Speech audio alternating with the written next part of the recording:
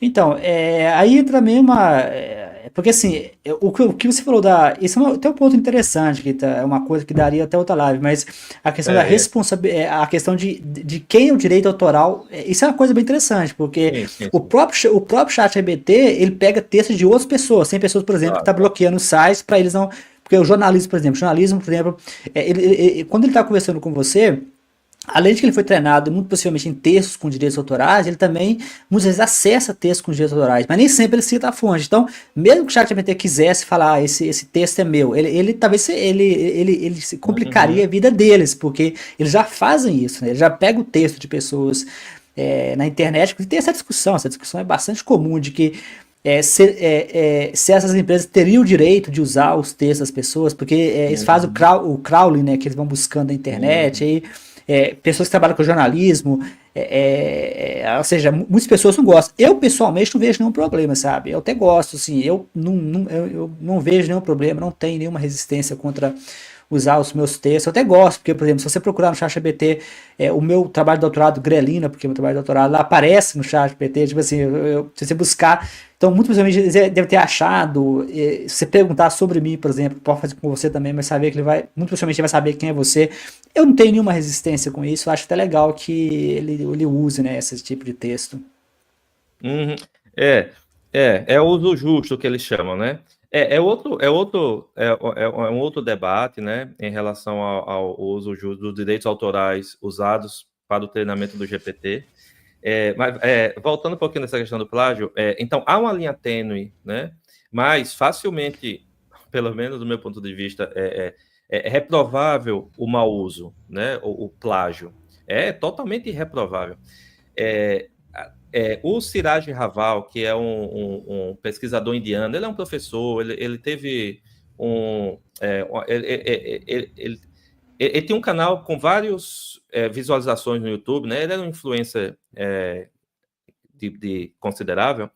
Ele usou o GPT-2, ele pegou o trabalho, segundo o seu relato, ele pegou um trabalho de um pesquisador, usou o GPT-2 para aquela parte da fundamentação teórica, né?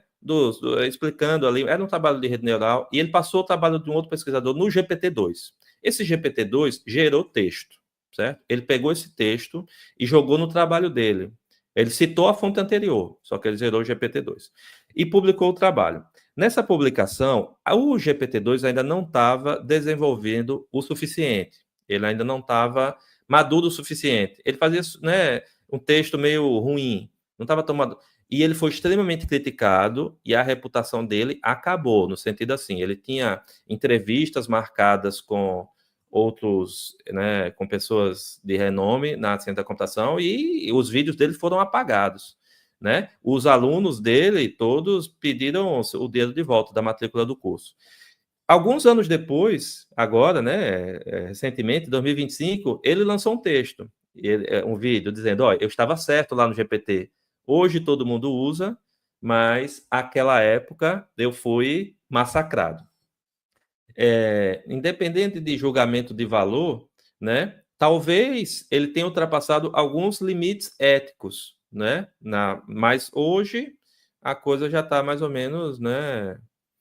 Meio Mas que eu acho estabelecida. que eu É acho do que ainda texto. existe Né? alguma resistência, por exemplo. Eu tenho um Ah, professor, um professor amigo meu, ele é aposentado, né? Então assim, já é uma pessoa mais não está mais na academia, aposentado.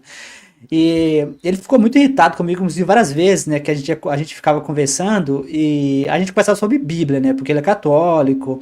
Aí ele defende aí, como tá escrevendo vários livros, eu escrevi hoje Bíblia recentemente, coisa e tal. Então, às vezes eu mandava uns textos para ele, né, porque ele tem umas críticas boas. Só que eu comentava com ele que eu usava a inteligência artificial para me ajudar a ler a Bíblia, né? E ele ficava irritado com aquilo, coisa e tal. Então, assim, existe uma certa resistência, porque o Gibíblia, os outros textos que eu produzi, eu fiz o mesmo esquema de pesquisa que eu faria com qualquer assunto. A diferença é que agora eu usei a inteligência artificial, que acelera o processo. Eu não preciso ficar lendo. Por exemplo, se eu tenho uma interpretação da Bíblia, eu posso pedir para o chat para ele comparar várias interpretações diferentes. Eu posso pedir para ele buscar para mim, por exemplo, eu não preciso ficar lendo a Bíblia no sentido tradicional. Eu posso, por exemplo, no meu texto de Bíblia eu falo muito, tem um capítulo inteiro que foi inspirado por ele, discussões que a gente já falava sobre Eclesiastes, né? E aí eu não lembrava, eu lembrava vagamente as partes de Eclesiastes, né? Então eu pedi a ChatGPT, qual que é a parte que fala isso? Aí me dava a citação exata, né? Então, assim, esse professor, mesmo mostrando para ele que o ChatGPT conseguia achar exatamente onde estava na Bíblia a citação, só com uma menção vaga, ele mostrava muita resistência, ficou irritado, inclusive ficou bastante irritado comigo e tal. É claro, é um professor já aposentado, né? Então ele não está mais na academia. Mas eu entendo que muito deve ter professor também dentro da academia. Se você comentou esse caso, esse rapaz aqui com o GPT-2, que quando ele declarou que tinha usado, aí ele foi meio que lixado, cancelado os eventos. O golpe da cápsula, eu também tive algo parecido, né? E assim, hoje tem um artigo, o artigo que eu publiquei, o Snake Chat, né? O Snake Chat que eu publiquei, eu deixei bem claro lá. Eu usei o Reference Wiz, né? O Reference Wiz é uma ferramenta minha. Eu deixei bem claro que a revisão da biografia foi usada, foi feita com ele, né? Eu deixo lá o link para a pessoa acessar a ferramenta. Por trás do Reference Wiz tá o chat GBT. Então, assim, eu declaro, né? Mas eu fico um pouco receoso também, né? Eu declaro porque eu acho certo declarar. Mas eu fico receoso que alguém pode desvalorizar meu trabalho porque eu declarei, entendeu? Vai. Eu não acho que a declaração seja necessária, particularmente. É como declarar que eu usei, né, o Word, usei a ferramenta de correção gramatical, né, X e Y, usei o GPT, tal, Z. Por uma questão de opção, eu não acho nem que... A responsabilidade é totalmente sua. O que tiver lá é porque, assim, pode levar até a prisão, né? Não no sentido criminal. Mas o que está lá é responsabilidade sua. Se você fez no GPT, no GPTA, né? É a questão do plágio, porque são vários problemas que a gente tem que discutir, né? A questão é plágio, né? O plágio, ele é reprovável. Eu não posso copiar nada de ninguém que já foi publicado. Agora, e o texto gerado pelo GPT, quem é o dono? Está sendo discutido. Na visão do GPT, você é o dono, mas você ainda se mantém responsável.